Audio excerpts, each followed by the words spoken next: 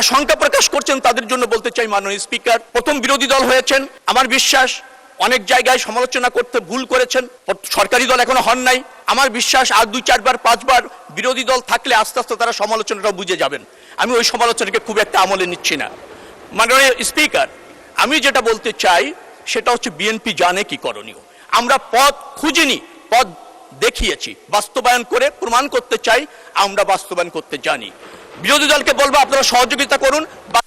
Budget হচ্ছে রাষ্ট্র কর্তৃক আহরিত অর্থের সর্বোত্তম ব্যবহারের সম্ভাব্য চিত্র, যেটা এই সংসদে উত্থাপিত হয়েছে। আমরা এই বাজেটকে স্বাগত জানাই এবং এই বাজেট বাস্তবায়ন করবার জন্য জনগণ কর্তৃক এই সরকার ম্যান্ডেট প্রাপ্ত। অর্থমন্ত্রীকে ধন্যবাদ জানাচ্ছি, চমৎকারভাবে তিনি অর্থ ব্যয়ের অনুপাতের বিন্যাস ঘটিয়েছেন। সামাজিক অবকাঠামো খাতে প্রায় 30% মতো বরাদ্দ রেখেছেন, ভৌত অবকাঠামোর ক্ষেত্রে 18% উপরে বরাদ্দ রেখেছেন, সাধারণ সেবার ক্ষেত্রে 26% মতো বরাদ্দ রেখেছেন। অর্থাৎ অর্থের বরাদ্দের অনুপাতটা তিনি চমৎকারভাবে সাজিয়েছেন। সামাজিক অবকাঠামো দ্বারা আমাদের 18 কোটি যে মানুষ, তাদেরকে আমরা করতে সক্ষম হব।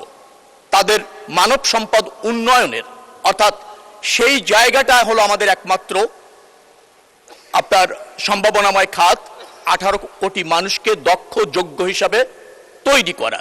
সেক্ষেত্রে তিনি যে বরাদ্দ রেখেছেন, যথেষ্ট বরাদ্দ রেখেছেন, সময় উপযোগী বরাদ্দ রেখেছেন, 30% মতো বরাদ্দ। এই দক্ষ মানুষ সম্পদ যখন রাষ্ট্রের হয়ে কাজ করবে, তার মেধা যোগ্যতার শতভাগ প্রদর্শনের জন্য তাকে অবকাঠামো সুবিধা দিতে হবে। সেই অবকাঠামো খাতেও 18% উপরে বরাদ্দ রেখেছেন মাননীয় অর্থমন্ত্রী। ধন্যবাদ মাননীয় অর্থমন্ত্রী।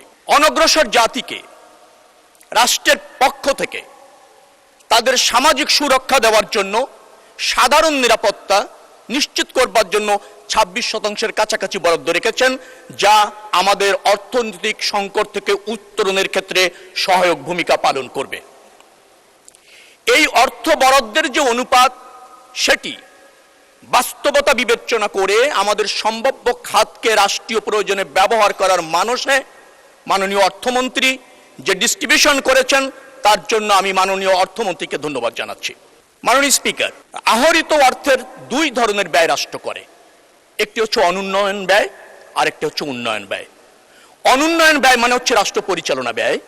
রাষ্ট্র পরিচালনা ব্যয়ের ক্ষেত্রে মাননীয় অর্থমন্ত্রী, যেটা গত অর্থ বছরে ছিল 72.7% বরাদ্দকৃত অর্থের, সেখান থেকে কমিয়ে তিনি নিয়ে আসছেন 66.3%।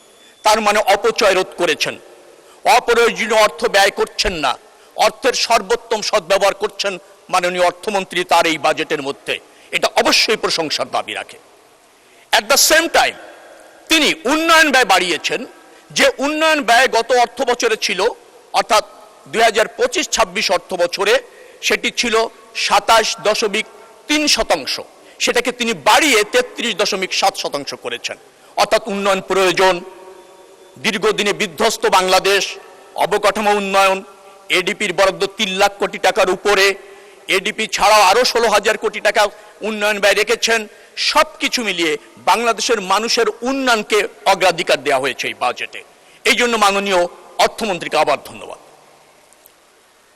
অনুন্নয়ন ব্যয়ের মধ্যে যেটা ফ্যাসিস্ট সরকার এই জাতির জন্য কলঙ্ক হিসাবে চাপিয়ে দিয়ে গিয়েছিল, অর্থাৎ প্রচুর ঋণ, সেই ঋণের সুদ দেওয়ার জন্য 13.6% অর্থ দিতে হয়েছে বর্তমান সরকারকে, যেটা অনাকাঙ্ক্ষিত ছিল। সেটি যদি না দেওয়া লাগতো, অনুন্নয়ন ব্যয় আরো সাশ্রয়ী হওয়া যেত। কিন্তু আমাদের অর্থনীতির বাস্তবতায় এই সীমিত অর্থ থেকেও সেটা যোগান মাননীয় অর্থমন্ত্রী দিয়েছেন এবং সেখানে 11%-এর উপর ভর্তুকিও তিনি বরাদ্দ রেখেছেন, যা প্রশংসার দাবি রাখে। বাজেট নিয়ে আমি খুব সমালোচনা শুনিনি সংসদে, কিছু শঙ্কা শুনেছি। এই বাজেট নিয়ে কেউ নেতিবাচক কিছু বলেননি, কিছু আশঙ্কা প্রকাশ করেছেন। কোথায় করেছেন? সেটি হচ্ছে রাজস্ব আয়ে ঘাটতি হতে পারে। রাজস্ব আয়ের ঘাটতি হবে না, কারণ চালানের মাধ্যমে রাজস্ব সংগ্রহ করা হবে, কর অব্যাহতি হ্রাস করা হবে, রাজস্ব ফাঁকির ক্ষেত্রে চিহ্নিতকরণ করা হবে এবং ভাট কাঠামোতে নতুন বিন্যাস করা হবে। অতএব রাজস্ব ঘাটতি আমি দেখছি না। আর আমাদের রাজস্ব আরোহণ কর অনুপাতে যদি বলেন, সেটা যদি হয় 9% কাছাকাছি, নেপাল ভুটানও 13-14% করে, আমাদের ওখানে যেতে হবে। সেই জন্য অর্থমন্ত্রী চ্যালেঞ্জ দিয়েছেন। আমার বিশ্বাস রাজস্ব আয়ে ঘাটতি হবে না। সময় খুবই কম। ব্যাংকের কথা বলা হয়েছে, ব্যাংক ঋণও কমেছে। 25-26 অর্থ বছরে ছিল 1,18,000 কোটি টাকা, এবার করা হয়েছে 1,12,000 কোটি টাকা। আমার মনে হচ্ছে যেভাবে কর্মসংস্থান সৃষ্টি হবে এবং আমাদের আপনার মূল্যস্ফীতি হ্রাস পাবে, তাতে জনগণের সঞ্চয় বাড়বে, অত ব্যাংকের অর্থের ঘাটতি কিন্তু হবে না। মাননীয় স্পিকার, ঘাটতি বাজেট কথা বলা হয়েছে। কর যদি আহরিত হয়, রাজস্ব ঠিকমতো যদি আহরিত হয়, ব্যাংক থেকে যদি লোনটা যেটা নির্ধারণ করা হয়েছে পাওয়া যাবে, ঘাটতি বাজেট হওয়ার কোনো সুযোগ থাকছে না। মাননীয় স্পিকার, ঘাটতি বাজেটে কথা বলা হয়, মার্কিন যুক্তরাষ্ট্র আপনি যান, সর্বশেষ বাজেটে 5.5 জিডিপির ঘাটতি বাজেট। পৃথিবীর সবচেয়ে বড় অর্থনীতির দেশ। আপনি চীনে যান, সেখানেও 4% জিডিপি ঘাটতি বাজেট। অতএব এই ঘাটতি বাজেট আমাদের এই দুরবস্থার মধ্যে আমরা সক্ষম হব এটা মিট আপ করতে এবং অ্যাচিভ করতে। মাননীয় স্পিকার, আমরাই জানি একমাত্র কিভাবে বাজেট বাস্তবায়ন করতে হয়।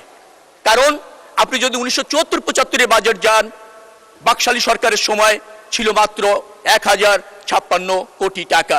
জিয়াউর রহমান 78-79-তে মাত্র 2 অর্থ বছরের ব্যবধানে সেটাকে 2700 কোটি টাকা করেছিল, প্রায় 2.5 গুণের উপর বৃদ্ধি করেছিল। মাননীয় প্রধানমন্ত্রী বেগম খালেদা জিয়া 2001 থেকে 2006 ওই অর্থ বছরে 6.1 থেকে 6.9% প্রবৃদ্ধি অর্জন করেছিল। অর্থাৎ 6.9% প্রবৃদ্ধি বিএনপি করতে জানে। এবার আমাদের প্রবৃদ্ধির লক্ষ্যমাত্রা মাত্র 6.5%, অথবা আমরা এটা করতে জানি।